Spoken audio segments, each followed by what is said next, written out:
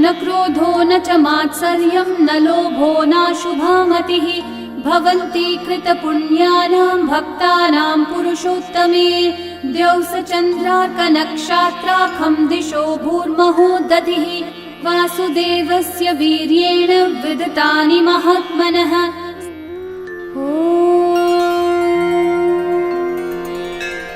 नमस्कार, talk and heal की इस विशेष प्रस्तुति में आपका हार्दिक स्वागत है। आज हम एक ऐसे दिव्य व्रत के बारे में जानने जा रहे हैं जो न केवल आध्यात्मिक दृष्टि से अत्यंत फलदायी है, बल्कि शारीरिक और मानसिक पीड़ा से मुक्ति का एक सशक्त माध्यम भी माना गया है।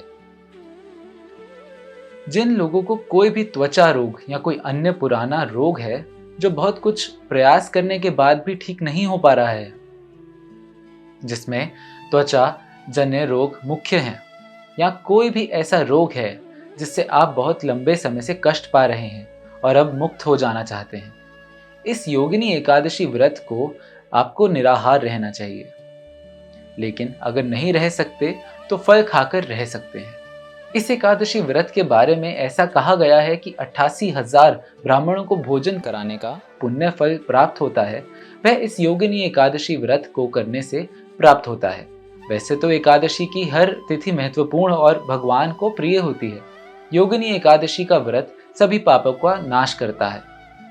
हिंदू धर्म में पीपल के वृक्ष को काटना पाप माना जाता है और इस व्रत को करने से इस पाप से भी मुक्ति मिल सकती है। यही नहीं, व्रत के प्रभाव से सभी तरह की शारीरिक बीमारियों से छुटकारा मिलता है, यश की प्राप्ति होती है। इतना ही नहीं, व्रत के प्रभाव से किसी भी प्रकार के श्राप से भी निवारण होता है। पंचांग के अनुसार आषाढ़ मास के कृष्ण पक्ष की एकादशी तिथि 21 जून सुबह 7:18 पर शुरू हो रही है और इस तिथि का समापन 22 जून की सुबह 4:27 पर हो जाएगा। उदय तिथि के अनुसार योगिनी एकादशी का व्रत इस साल 21 जून शनिवार को रखा जाएगा। व्रत का पारण। योगिनी एकादशी के व्रत का पारण 22 जून की दोपहर 1:47 से शाम 4:35 तक किया जा सकेगा। इस मुहूर्त में व्रत पारण करना शुभ होता है। योगिनी एकादशी 2025 व्रत पूजन विधि। योगिनी एकादशी के नियम एक दिन पहले से ही शुरू हो जाते हैं और दशमी तिथि की रात श्रद्धालु को जौ, गेहूं और मूंग दाल से बने भोजन से परहेज करना चाहिए। व्रत के दौरान नमक युक्त भोजन नहीं करना चाहिए। एकादशी तिथि के दिन सबसे पहले सुबह में स्नान आदि के बाद व्रत का संकल्प लिया जाता है। व्रत का संकल्प करने के बाद कलश स्थापना की जाती है। कलश स्थापना के बाद कलश के ऊपर भगवान विष्णु की प्रतिमा रखकर पूजा की जाती है। व्रत की रात्रि को जागरण करना भी फलदायी होता है।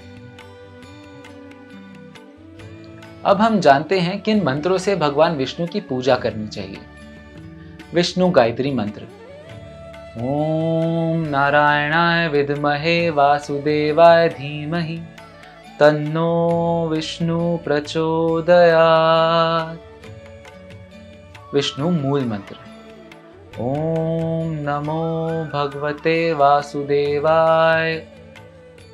यदि ये जानकारी आपको उपयोगी लगी हो तो इसे अपनों के साथ साझा करें और हमारे साथ इस आध्यात्मिक यात्रा में सहभागी बने। अगले सत्र में फिर मिलेंगे। तब तक जुड़े रहें टॉक एंड हील के साथ, जहां आत्मिक कल्याण ही हमारा संकल्प है। धन्यवाद।